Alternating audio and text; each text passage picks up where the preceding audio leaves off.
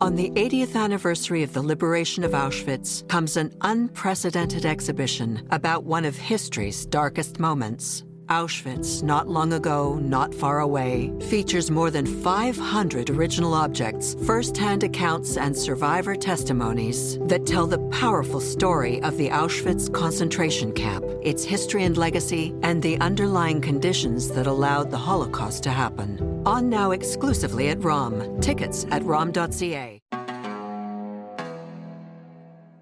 There's a reason my grandfather was one of the very few very famous musicians in Iran who was Jewish, and definitely the most famous singer in Iran who was Jewish ever. Shalom and welcome to Rivka. It's time we talk about more than just the tragedy, the hardships we've overcome and the savagery. It's time we focus on what's woven in the tapestry, the roots that connect us to our truth and the canopy of every single branch. And today my guest is Galeet Dardashti. Super cool person. She's a vocalist, composer, anthropologist, producer, is considered a trailblazing performer and advocate for Middle Eastern and North African Jewish culture. She is the first woman to continue her family's tradition of distinguished Persian and Jewish musicianship. Listed among the New York Jewish Week's 36 to watch in 2024. She is widely known as the leader and founder of the renowned all-woman powerhouse Sephardi Mizrachi Jewish ensemble Divan. Welcome. And that's just a snippet of what you do and who you are. Like I was reading up, I was listening to your music, and I'm like, oh, she's like super cool. Super cool.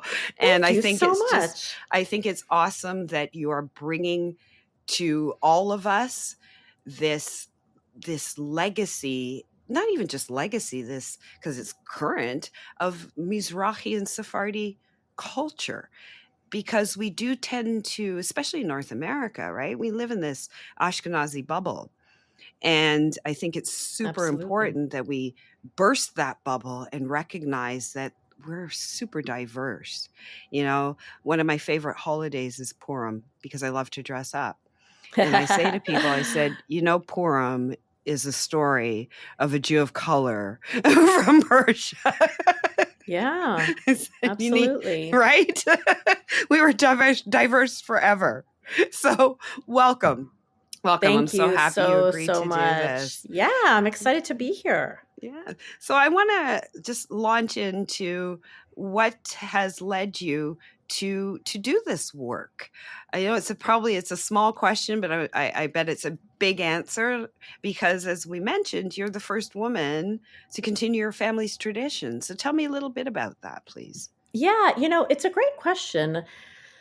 I don't know how it originally started, but I can tell you that, it was a series of things in my life. I grew up here in the United States, and my father is Iranian. He came to this country when he was 19, and it's a pretty crazy story of he came to this country when he was 19, and he comes from this long generation of singers. My grandfather was one of the most famous singers of Persian classical music, actually, in Iran. He was adored by Muslims in Iran in the 1950s and 60s. He was a huge star there. That's Yunus? Am I saying his name right? Yunus Dardashti. Yeah. So it's kind of a nutso story about how my dad came here and ultimately became an Ashkenazi cantor. Oh. My Iranian father. And actually, I'll just make a little plug right here, and hopefully we'll return to this, but my sister and I created a podcast, an audio documentary documentary called The Nightingale of Iran. And it tells this whole crazy story. We will. My grandfather. I do want to circle back to that. Yes. My grandfather was known as the Nightingale of Iran. Okay. So the reason that I'm mentioning this now is I have this whole heritage, though I knew about it as, a kid growing up here in the United States. I was really, really disconnected from this heritage of mine. My father was an Ashkenazi cantor, an Iranian Ashkenazi cantor. And, my sisters and I grew up here in the United States with a very Ashkenazi upbringing. Now, that said, we knew we were different. Okay. We had different practices. Right. At home. And such as? Well, it was a lot. Dig back. Yeah. So a lot of it was just even how we observed Shabbat. Okay. Right? So my father was much less concerned with, touching lights or, whether we drove on Shabbat. We kept kosher, very strictly kosher in the, outside and inside of the house. Friday night, we didn't go anywhere. We were home with our family. That was what the focus was, being together as a family on Shabbat, much less, whether we talked on the phone, we were together.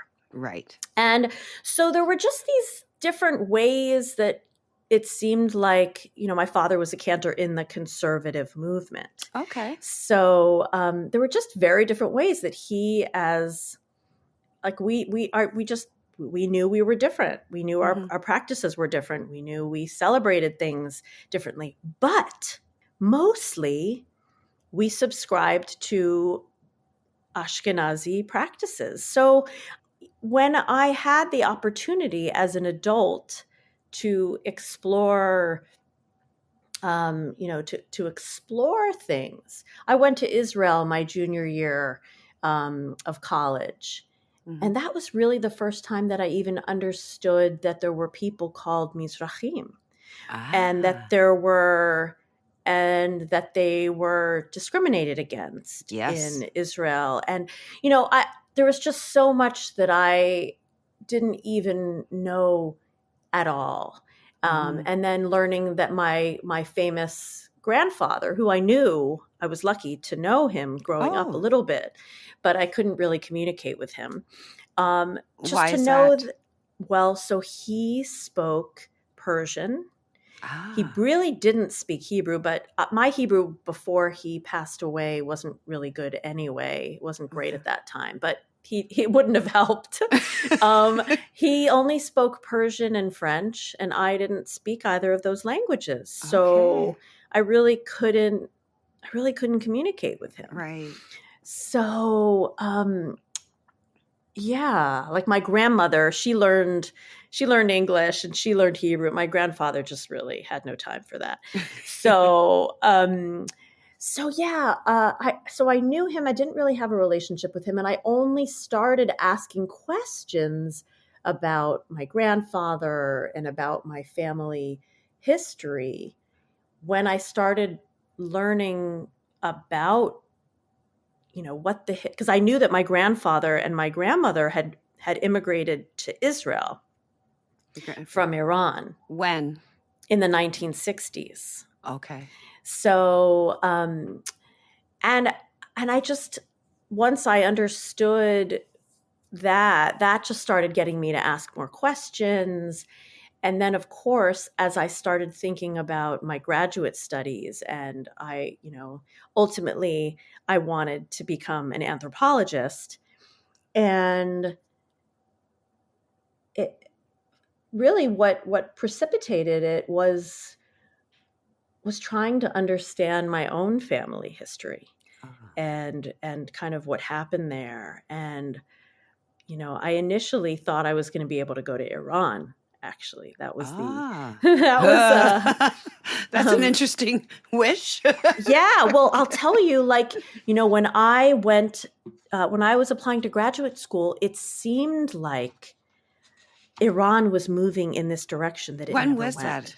When would that have That been? was when I was applying, it was the late 1990s. Oh, yeah. And so, it seemed like, it seemed like Iran was going to be this more open place, and that, oh my God, and I will be the anthropologist that gets to go and that gets to go to Iran and learn about Iranian Jews and learn about how my grandfather was received in Iran among Muslims. And anyway, that didn't come to be. Yes, yeah, But 'cause it went the opposite. yeah, but really, that is a big part of how I decided to study Middle Eastern Jewish culture, was because really I was so disconnected from it.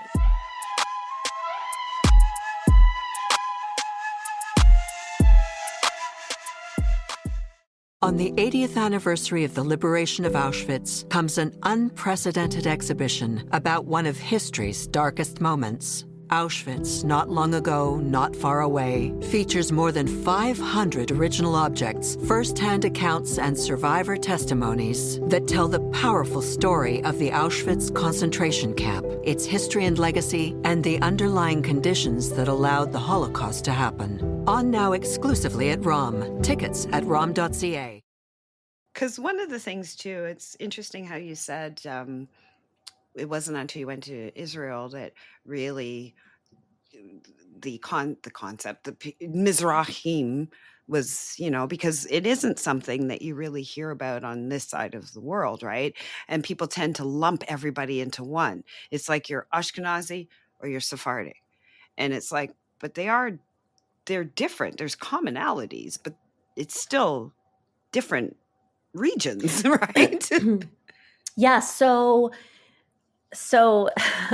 it's interesting because I'm a little bit starting to write about North America, and there are many North Americans who are now identifying as Mizrachim, but actually, historically, that term Mizrachi never existed really until like the 1970s in academia, and then really not until the 1980s 1990s in Israel, and Right. and the meaning of it really has referred to the experience of Israelis, of Middle Eastern and North African Jews who immigrated to Israel.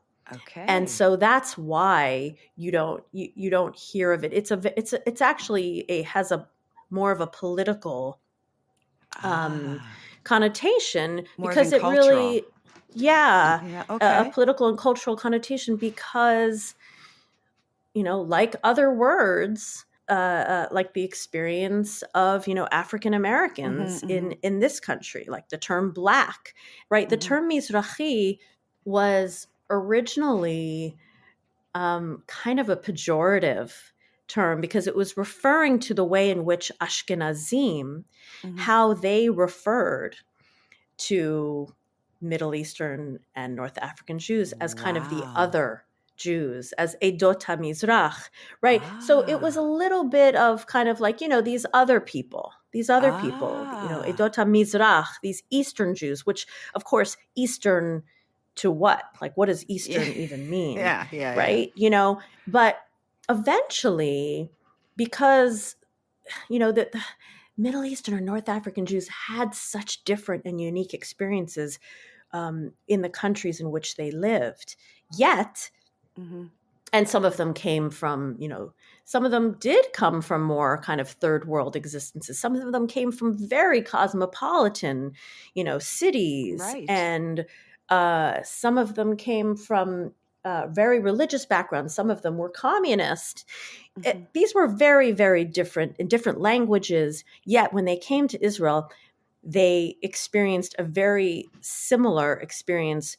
Predominantly, they were discriminated against. And really, that's kind of what we're talking about when we talk about the history of Mizrachim, was the difficult immigration of Middle Eastern and North African Yes. Jews. And that's why it's a term that is unique to Israel. But, like everything, categories and terms are fluid. And Yes. many Middle Eastern and North African Jews in the United States who maybe even don't have historical roots in Israel, many of them are now calling themselves Mizrachim Yes. for many different reasons. But it's like they've taken something that was negative and owned it, like took it back. Absolutely. And made it something positive, which I think is it's beautiful. Yeah. Yeah, it really is. But I thank you for sharing that, because I did not know that about that term and the connection to Israel. Yes. So that's, yes. I'll be telling people for sure. I'll say, do you know that? But no, that's a great tidbit. So now your music.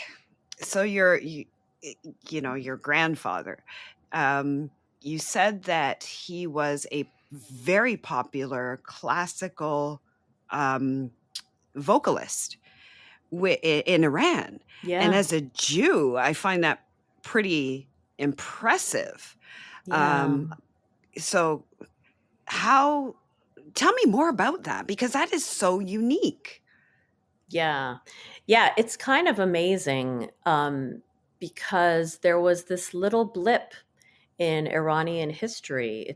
And many people refer to it as the golden age for Jews in Iran, where the Shah, basically especially the last Shah, opened things up for Jews and women and minorities in ways that things had never been opened to them before. He wanted to change Iran to be a more Western country. Right. And, of course, not everybody liked that. And I'm sure, and he was not a perfect person, made many mistakes in other realms, but for Jews and for minorities, for women, they were allowed to do and allowed to kind of rise up and become successful in ways that they never had before. And Iran was this kind of, modern country, and women were going to college and women were pursuing careers. And my grandfather, now I should say, though, the caveat here is that it's not at all surprising that there were amazing musicians who were Jewish in Iran, because really Jews had been the primary musicians. And the reason is that there were not a lot of other professions that they were allowed to do. It's kind of like our story everywhere, is when people Right. say, why are Jews X, Y, and Z? It's because of That's the correct. restrictions, right? Exactly. Yes. Yeah. Exactly. But then there was this moment where, there was radio and the stigma of music had kind of moved away, because everything wasn't based on religiosity as it had been in previous, historical periods. And so suddenly these musicians, for the first time, were superstars. And that's when my grandfather, becomes a star. It's very complicated, the history of music, though. And if you hear the podcast, I don't want to give everything away, but there's a reason. My grandfather was one of the very few very famous musicians in Iran who was Jewish, and definitely the most famous singer in Iran who was Jewish ever. That's incredible. Yeah. So yeah, he sang on the radio every week. People would kind of gather and be glued to their radios because he would sing once a week. Oh my goodness. And everyone would be listening to Dardashti on the radio, singing Persian classical music. And his voice was he was a master. You know how awesome that is? Like, Yeah. like that is really awesome. Like as you're saying it, I'm like, Oh my God. She had an amazing grandfather. Like he was Yeah, I mean, part he was of the fabric of yeah. Iran. Yeah. I mean, it's just it was a really different time. Right. And he was the Nightingale of Iran. The That's what they called Nightingale. him. Wow. Now, so he did popular music. Did Well, he it's a also? little bit confusing Okay, so because the popular versus classical, there isn't the same divide. okay. You know, The classical because is the popular music. exactly. That was the music Yeah. at that time. Yes. Although it's interesting that you say that there did become a divide, soon, kind of towards the end of his popularity, where there was this kind of Persian pop music Okay. that kind of overtook people's interest in Mhm. kind of the classical. But before that, he was just, popular, Right. singing this, it was really Iranian art music. Okay. So Yeah. was he also a Khazan or? So that's a great question. So there were no professional cantors, Uh-huh. chazanim, in Iran or really in the Middle East. If you were a great singer and you knew how to chant and then you were asked to lead. And my grandfather did lead. Even before he became famous, he would lead services in synagogue because he had this crazy, amazing voice. Yes. And so he was often asked to lead services. And even when he was hugely famous, he continued leading services. He loved leading services. And people would say, "Oh, Dardashti's leading services at this synagogue or this And synagogue." off they go. Yeah. You brought them in. Yes, it was very exciting to people to Oh my get to hear him lead. goodness. Well, I just love this style of the music, and I'm not a musicologist. I love music. I play piano badly, bass guitar badly. People say to me, "Can you sing?" And I actually say, "Everybody can sing." You should say, "Do I sing well?" Well, yes. So that's a whole other story. But I enjoy get singing. it. But there's something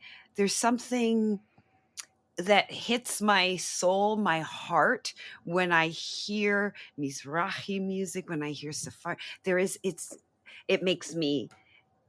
I don't even know how to explain it. Yeah, you don't have to. The soulful music makes my heart burst. The music that is joyful makes me want to dance at my seat, like it's just like you can't it's engaging. It's engaging. It is not. If it moves you, it moves you. I mean, I think that's what matters. And sometimes it is hard to describe kind of the way music makes us feel, right? Or what about it, it appeals to you. But it definitely, as soon as I hear like the first couple of notes, I'm like, oh, here it comes. It just does something to me. And so I was listening to, well, first of all, tell me a little bit more about the group, the ensemble. Which group? Divan. Oh, yeah. Like, actually, I should have clarified. Divan. Oh, yeah. So Divan was my first ever musical project. Mm-hmm. As a kind of away from my family, because I guess what we didn't talk about is I used to perform professionally with my full family, with my parents and my two sisters growing up. Oh my goodness. So you're like kind of like the Persian version of like the Osmonds or something. It's like a singing group. Right, except for we didn't play any Persian music at all. Okay. So but you were a group, a family group. Yeah, we were like the Jewish version, let's say. Yeah, that's kind of cool. So I was, performing professionally as, my mom also was a professional singer and guitar player and okay, my so parents, Galeet, if you didn't get any of that talent, that would have been a shame. Like your family's loaded with talent. That would have been weird. You would have had to have a DNA check. Yeah. Yeah, they would have maybe kicked me out of the family, I think. Seriously. But anyways, you were saying? Yeah, so I've been performing since, really since birth. I think I was on stage singing harmony with my sister at age 3 at one of my dad's concerts. So, yeah, I've been performing forever.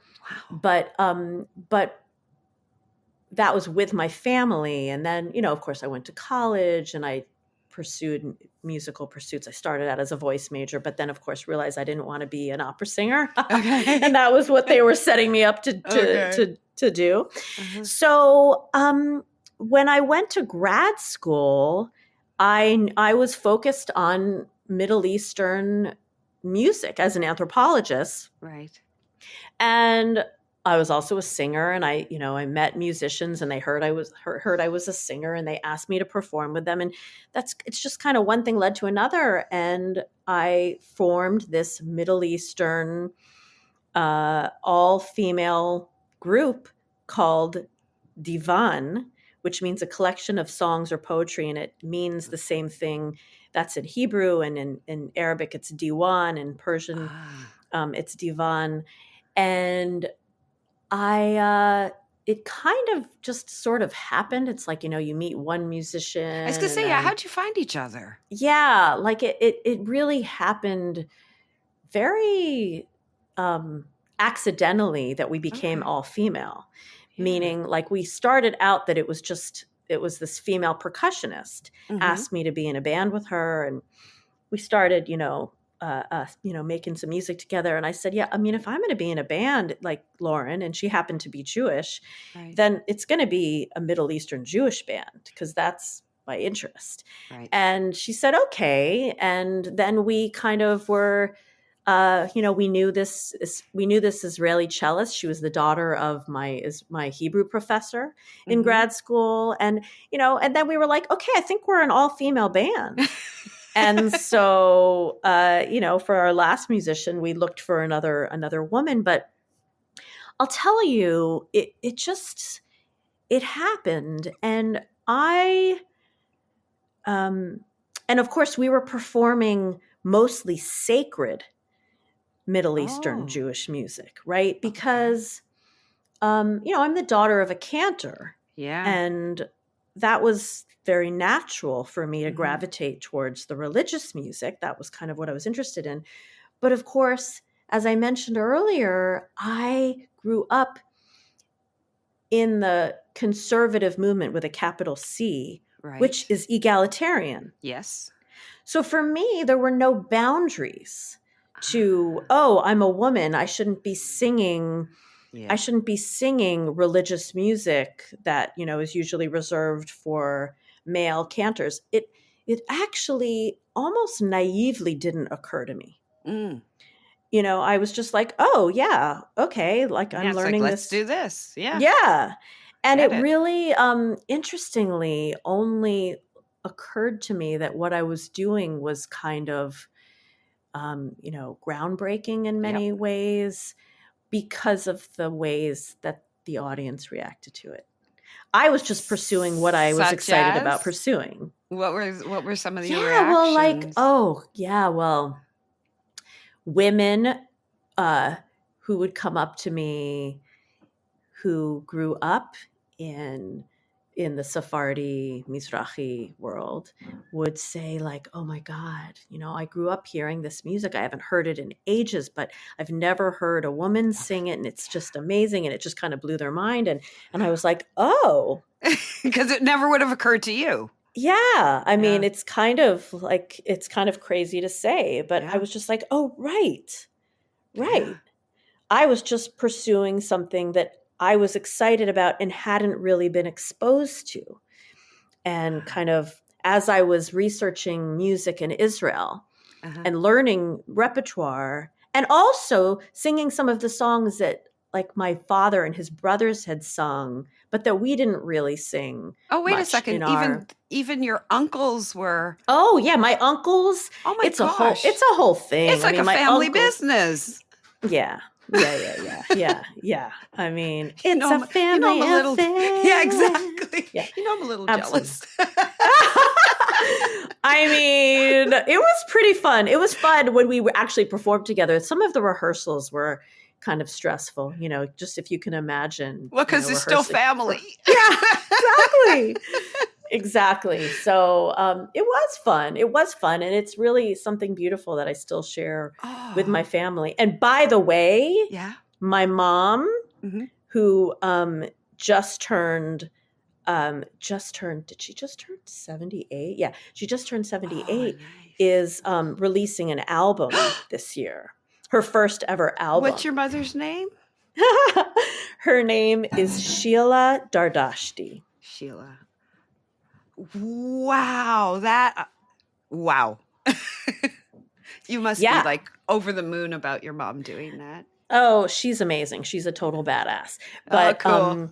So yeah, I mean, it's just I'm very lucky. I'm very lucky to come from this family tradition. But that's kind of where it all, it started in the family, and then as I went to grad school and pursued different interests, my musical interests shifted with kind of what I was studying, and that's how it kind of all happened. Like, that is so, I'm grinning from ear to ear, because I'm in my head, even though I have no idea other than you what the rest of your family looks like, but I'm actually picturing your family right now in my head, having these like sessions of just singing, and just like, you had mentioned earlier about Friday night, and I thought to myself, wow, it must have been filled with like music. Just like it was really filled with music. Like our Friday nights are filled with music, but yours must have been filled with music. Yeah, although we were a little resistant, I'm not going to lie.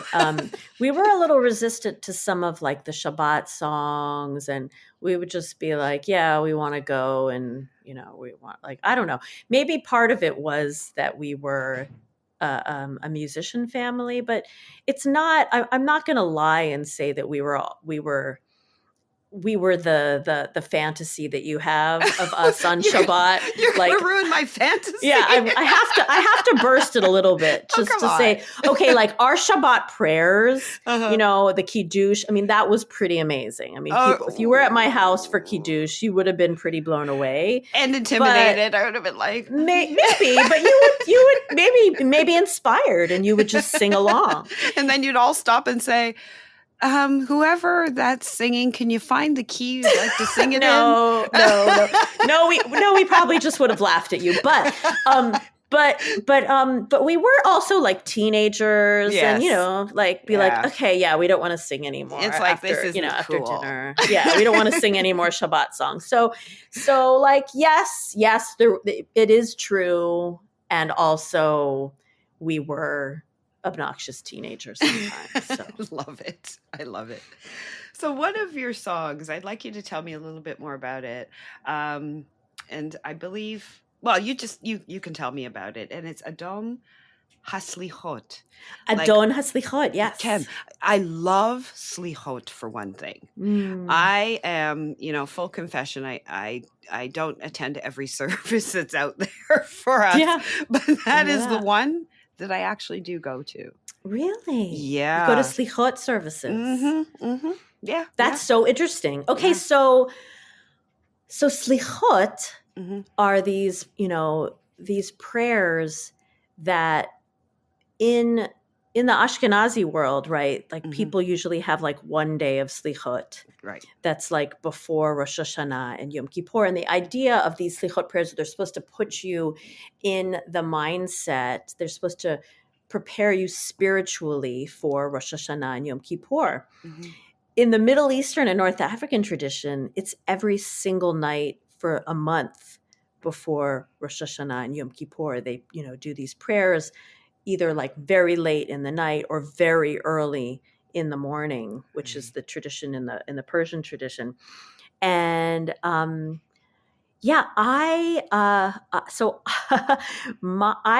fell in love with Slichot because I have these recordings of my grandfather chanting Slichot in Iran. And so that is how I connected to slichot, is that I really, I don't speak Persian, and I didn't grow up connected to Persian music. Yet here was the only recording that my family had of my grandfather singing in Hebrew, and I spoke Hebrew. And I could connect to this music, and I wanted to sing it, and I wanted to connect with it. And that's why I recorded this album called Monajat, which, Yes. the title of it has a whole story too. Which you will tell me. Yeah, which I'll tell you.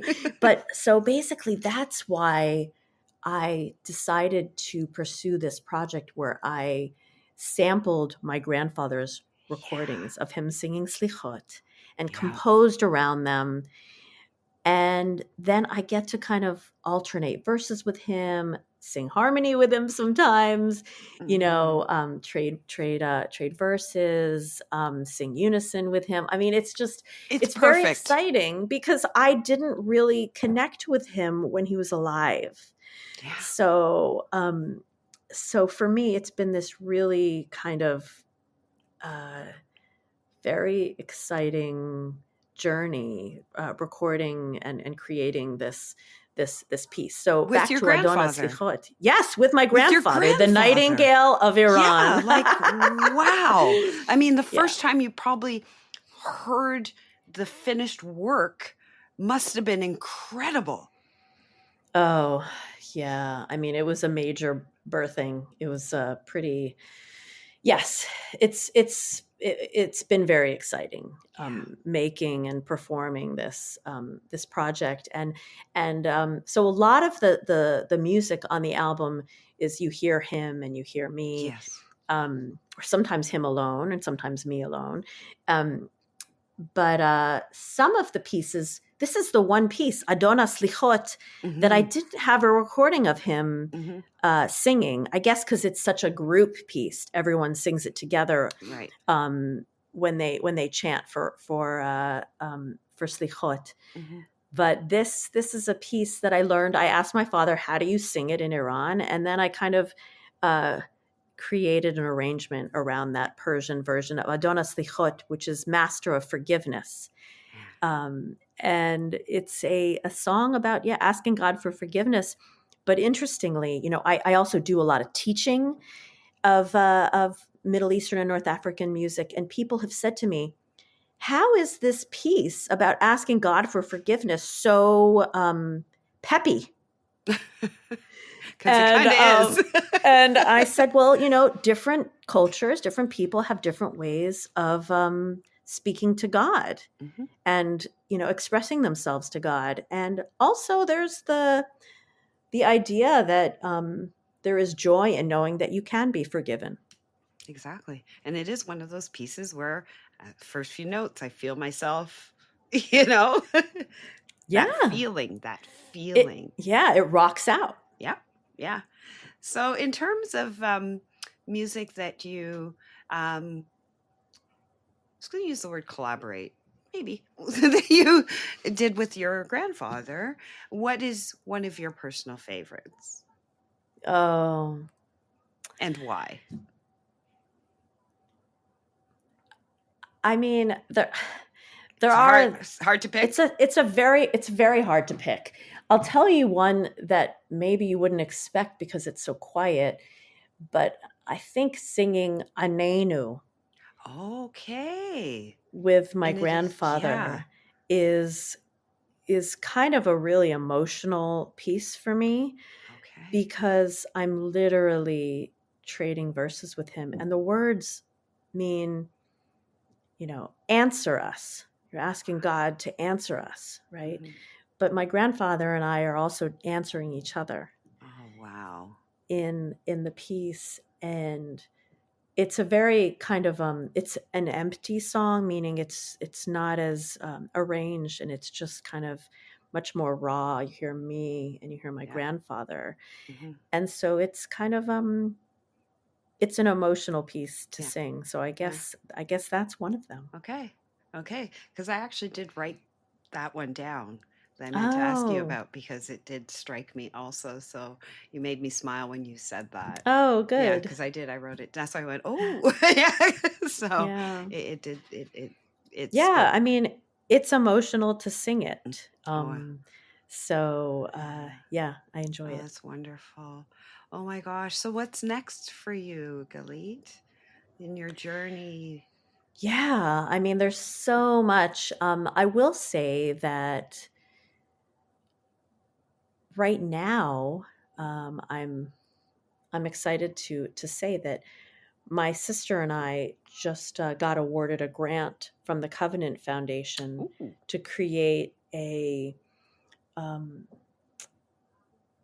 an educational, all these educational materials and curricula around the Nightingale of Iran.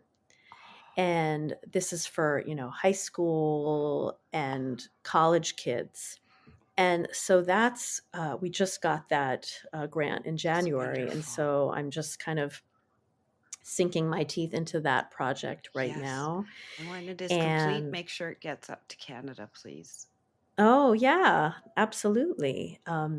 So that's kind of what I'm sinking my teeth into right now. In addition to trying to finish my book that is on Middle Eastern and North African Piyutim and kind of the um, the Piyut craze in Israel, and really it started in the kind of early 2000s when people kind of were reconnecting with this Middle Eastern and North African religious sacred songs and why it took off in the pop music world and in the way it did.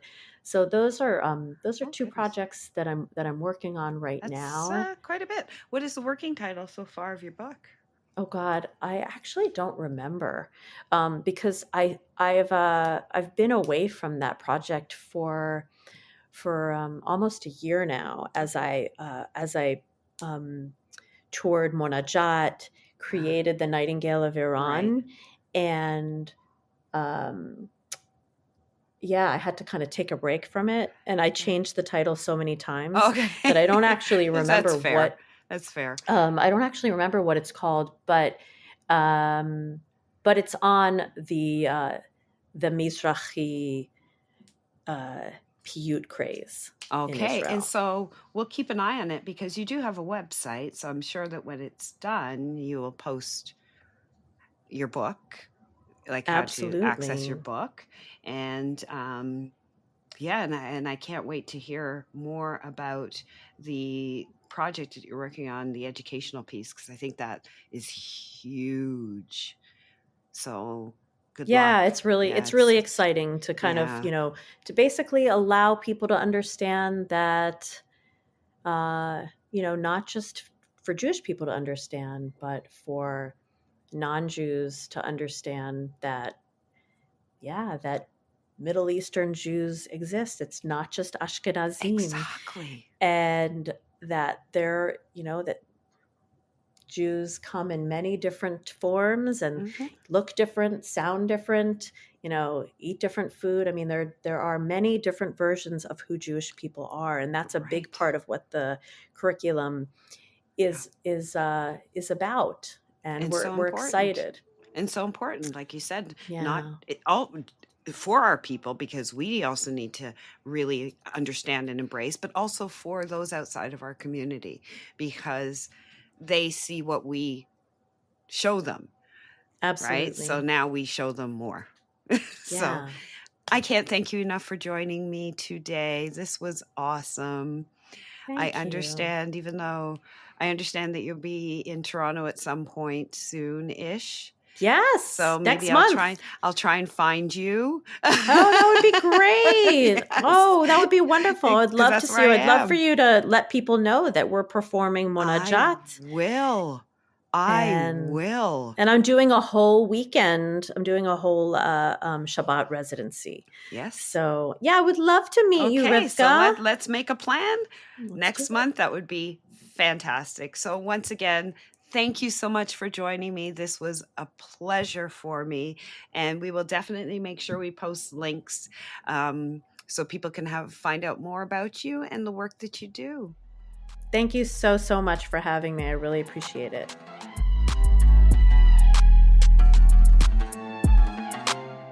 Rivkush is hosted by me, Rivka Campbell. We're produced and edited by Michael Fraiman and the CJN Podcast Network. Our theme music is by Westside Gravy. If you like this episode, please subscribe wherever you listen to podcasts. To support our work and everything else the CJN does, visit thecjn.ca/donate to make a monthly donation and receive a charitable tax receipt. Thanks for listening.